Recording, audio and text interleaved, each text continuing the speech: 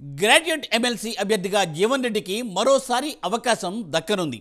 ఈ మేరకు టీపీసీసీ జీవన్ రెడ్డి పేరు అధిష్టానానికి ప్రతిపాదించింది. కానీ ఆయన ఎమ్మెల్యే కోటాలో ఎమ్మెల్సీ ఇవ్వాలని కోరుతున్నారు. మరోవైపు అధిష్టానం నిర్ణయానికే కట్టుబడి ఉంటానని చెబుతున్నారు జీవన్ రెడ్డి. ఇటీవల పార్టీపై అలకబూనారు ఆయన. అధిష్టానం బుజ్జగించడంతో మెత్తబడ్డారు. ఇప్పుడు తన పదవీ కాలం వచ్చే మార్చి నెలతో ముగియనుంది. ఈ క్రమంలో పార్టీ మరోసారి జీవన్ రెడ్డి పేరును సూచించింది. ఆయన మాత్రం ఎమ్మెల్యే కోటాలో ఎమ్మెల్సీని అడుగుతున్నారు.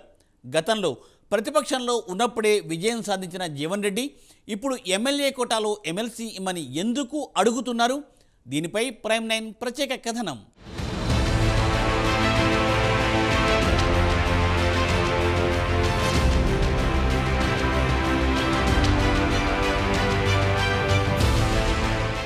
నిజామాబాద్, ఆదిలాబాద్, మెదక్, కరీంనగర్ పట్టభద్రుల నియోజకవర్గం ఎమ్మెల్సీ అభ్యర్థి ఎంపికపై రాష్ట్ర కాంగ్రెస్ ఇప్పటి నుంచే కసరత్తు ప్రారంభించింది. ఎలాగైనా సిట్టింగ్ స్థానాన్ని నిలబెట్టుకోవాలని కాంగ్రెస్ భావిస్తోంది.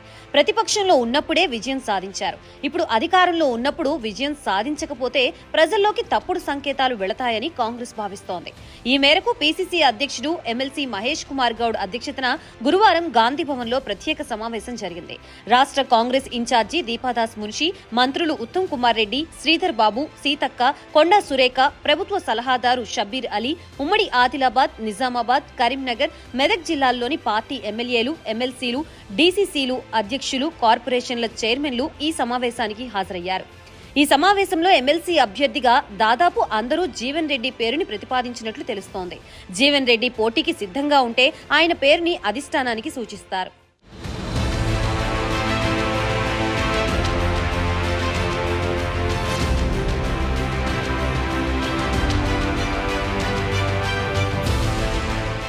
ఒకవేళ జీవన్ రెడ్డి పోటీకి ఆసక్తి చూపుకుంటే మరో అభ్యర్థి ఎంపిక కోసం సీఎం రేవంత్ రెడ్డితో చర్చించి సీనియర్ మంత్రులతో కమిటీ వేస్తామన్నారు. ఈ కమిటీ ఆశావాహుల నుంచి దరఖాస్తులు స్వీకరించి 2-3 పేర్లని ప్రతిపాదిస్తుందన్నారు. ఈ సందర్భంగా సాధ్యమైనంత ఎక్కువ మంది పట్టభద్రులని ఓటర్లుగా నమోదు చేయించేలా ఆయా జిల్లాల ఇన్ఛార్జి మంత్రులు చొరవ తీసుకోవాలని పీసీసీ కోరింది. అయితే ఈ నేపథ్యంలో ఎమ్మెల్సీగా మరోసారి జీవన్ రెడ్డి పోటీ చేస్తారా అనేది సందేహంగా ఉందని విశ్లేషకులు చెబుతున్నారు. గ్రాడ్యుయేట్ స్థానంలో పోటీ చేసే కన్నా ఎమ్మెల్యే కోటాలో ఎమ్మెల్సీ కావాలని జీవన్ రెడ్డి కోరుతున్నట్లు ఆయన సన్నిహితులు చెబుతున్నారు. అయితే సమావేశం అనంతరం తాజా ఎమ్మెల్సీ జీవన్ రెడ్డి విలేకరులతో మాట్లాడుతూ కాంగ్రెస్ ప్రభుత్వం నిరుద్యోగులకు అండగా నిలిచిందని, కేవలం 10 నెలల్లోనే 53,000కు పైగా ఉద్యోగాల్ని భర్తీ చేశామన్నారు. 11 నెలల్లో చేసిన అభివృద్ధి, సంక్షేమ పథకాల్ని ప్రజల్లోకి విస్తృతంగా తీసుకువెళతాం. తిరిగి సిట్టింగ్ ఎమ్మెల్సీ స్థానాన్ని నిలబెట్టుకుంటామని ధీమా వ్యక్తం చేశారు.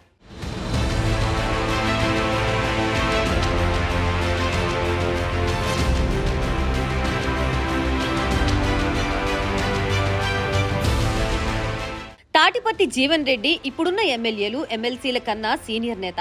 1983లో ఎన్టీఆర్ హయాంలోనే మంత్రిగా పనిచేసిన అనుభవం ఉన్న నేత. ఒక ఉప ఎన్నికతో పాటు మొత్తం 6 సార్లు జగిత్యాల ఎమ్మెల్యేగా గెలుపొందారు.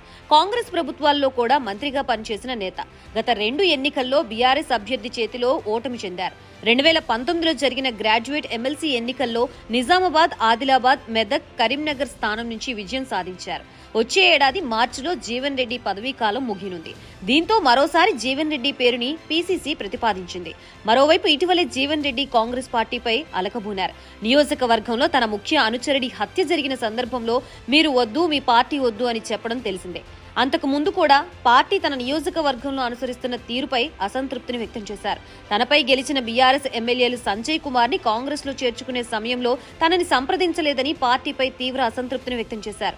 దీనికన్నా ఎక్కువగా తన అనుచరుడు హత్యపై స్పందించారు. చివరికి అధిష్టానం రంగంలోకి దిగి సముదాయించింది.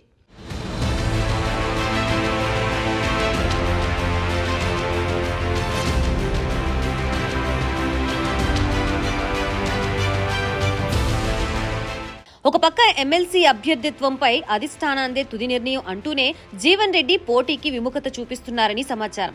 ఎమ్మెల్యే కోటాలో అయితే ఈజీగా ఎమ్మెల్సీ అవ్వచ్చని జీవన్ రెడ్డి భావిస్తున్నట్లు తెలుస్తోంది. వయసు రీత్యా 4 జిల్లాల్లో పర్యటించడం కష్టంగా ఉంటుందని ఆలోచిస్తున్నట్లు ఆయన సన్నిహిత వర్గాలు అంటున్నాయి. పైగా ఈసారి గ్రాడ్యుయేట్ ఎమ్మెల్సీలో గెలుపొందడం అంత ఈజీ కాదని తెలుస్తోంది.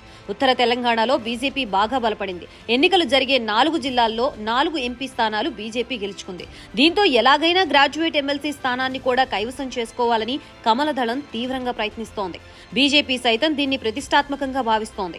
ఈ నేపథ్యంలో ఈసారి జీవన్ రెడ్డి గెలుపు నల్లేరు మీద నడకగా ఉంటుందని విశ్లేషకులు చెబుతున్నారు.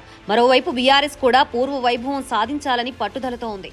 ఈ పరిణామాల మధ్యలో ఎమ్మెల్యే కోటాలో ఎమ్మెల్సీ అయితేనే మంచిదని జీవన్ రెడ్డి భావిస్తున్నట్లు రాజకీయ పరిశీలకులు అభిప్రాయపడుతున్నారు. చూడాలి మరి ఏం జరుగుతోందో.